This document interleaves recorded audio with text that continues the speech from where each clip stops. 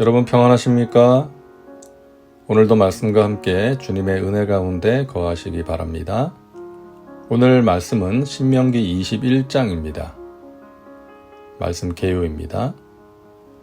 오늘 본문 신명기 21장에는 이스라엘이 성결을 위해 지켜야 할 규례들이 제시되어 있습니다. 1절부터 9절은 시체는 발견되었지만 죽인 자가 누구인지 알지 못하는 경우에 관한 속죄 규례이고요. 10절부터 14절은 전쟁 중에 포로로 잡은 여인을 아내로 맞이할 경우에 지켜야 할 규례입니다.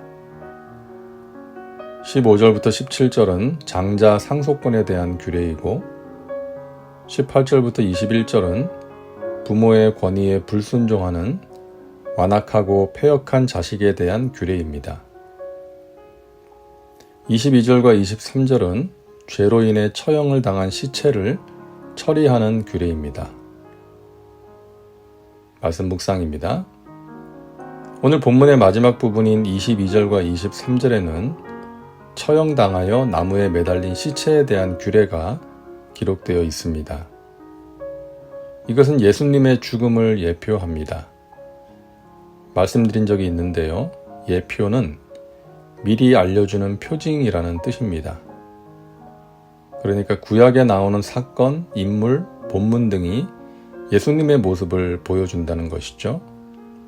예를 들어서 유월절 어린 양은 우리를 죄와 저주와 사망에서 구원하기 위해 죽으신 예수님을 예표한다라고 말할 수 있는 것입니다. 구약의 여러 사건들이 예수님을 계시한다고 이해하는 것을 예표론이라고 말합니다. 오늘 본문 22절에 나오는 나무에 달린 자를 보면서 우리는 예수님을 생각하게 되는 것이죠. 베드로전서 2장 24절입니다. 친히 나무에 달려 그 몸으로 우리 죄를 담당하셨으니 이는 우리로 죄에 대하여 죽고 의에 대하여 살게 하려 하심이라. 그가 채찍에 맞음으로 너희는 나음을 얻었나니. 예수님께서 나무에 십자가에 달려 죽으심으로 우리의 죄를 담당하셨고 그분을 믿음으로 우리는 구원을 얻게 되었습니다. 나무 위에 달린 자는 극악무도한 범죄자임을 나타내는 것이었고요. 매우 치욕스러운 일이었습니다.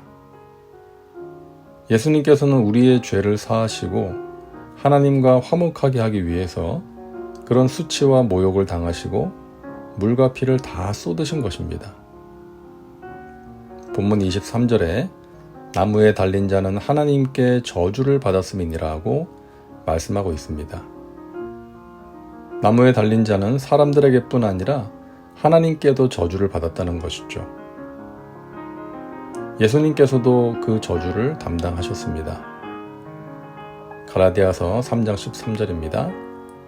그리스도께서 우리를 위하여 저주를 받은 바 되사 율법의 저주에서 우리를 속량하셨으니 기록된 바 나무에 달린 자마다 저주 아래에 있는 자라 하였음이라.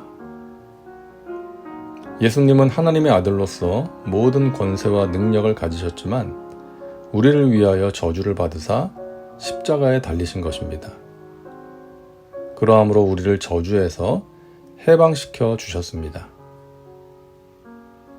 당시 사람들은 자신의 죄의 결과로 죽임을 당했지만 예수님은 흠이 없고 점이 없는 어린 양이셨습니다.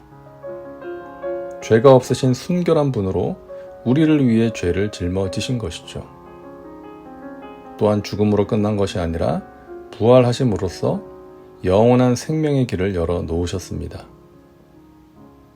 나무에 달리신 예수님으로 말미암아 우리는 죄에서 사함받고 구원을 얻었고 천국을 유업으로 받게 되었습니다. 이로 말미암아 그는 새 언약의 중보자시니 이는 첫 언약 때에 범한 죄에서 속량하려고 죽으사 부르심을 입은 자로 하여금 영원한 기업의 약속을 얻게 하려 하심이라. 우리는 이러한 은혜를 받은 사람들입니다. 귀하고 귀한 은혜, 놀라운 은혜인 것이죠. 그런 은혜를 받은 사람은 어떻게 살아야 할까요? 감사 찬송하며 살아야 하고 그 은혜를 알지 못하는 자들에게 전해야 하는 것이죠. 몇 년 전에 경찰이 법원으로부터 유죄 판결을 받은 일이 있었습니다. 음주운전을 하다가 사고를 낸 사람을 붙잡았는데 당시에 그 사람도 사고로 충격을 받아서 머리를 다친 상태였던 거예요. 그런데 그런 사람을 병원으로 보내지 않고 단순히 이제 음주로 인해 그런 것으로 생각했는지 경찰서로 끌고 가서 조사하고 조서를 꾸미느라 치료 시간을 놓친 것입니다. 그 결과 생명을 잃게 된 것이죠. 그 책임을 물어서 경찰이 3,800만 원을 유족에게 지불하라는 판결이 내려졌습니다. 음주운전을 하긴 했지만 그 사람을 치료하고 살리는 일을 먼저 했어야 했는데 그러지 못해서 사람이 죽었다는 것이죠. 여러분, 세상에서 가장 급하고 중요한 일은 무엇입니까? 생명과 관련된 일입니다. 구원과 관련된 일, 영생과 관련된 일입니다. 다른 것은 지체하고 늦추더라도 이것만은 서둘러야 합니다. 여러분의 주위에 구원받지 못한 사람이 있지 않습니까?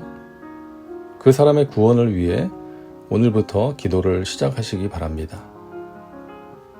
기도하다가 중단하셨다면 다시 시작하시고 그 사람을 구원의 길, 영생의 길로 인도하기 위해 최선을 다하시기 바랍니다. 가장 시급한 일이기 때문입니다. 다음은 말씀 적용입니다. 오늘 말씀을 통해 당신에게 주시는 메시지는 무엇입니까? 십자가에 달리신 예수님을 통해 당신에게 주어진 은혜가 무엇이며 그 은혜를 받은 자로서 어떻게 살아야 할지 생각해 보시기 바랍니다. 이제 기도합니다. 사랑과 은혜가 풍성하신 하나님, 오늘도 말씀과 함께 살게 하시니 감사합니다. 예수님께서 십자가에 달려 피 흘려 죽으심으로 우리의 죄를 사해 주시고 저주에서 속량해 주시니 감사합니다.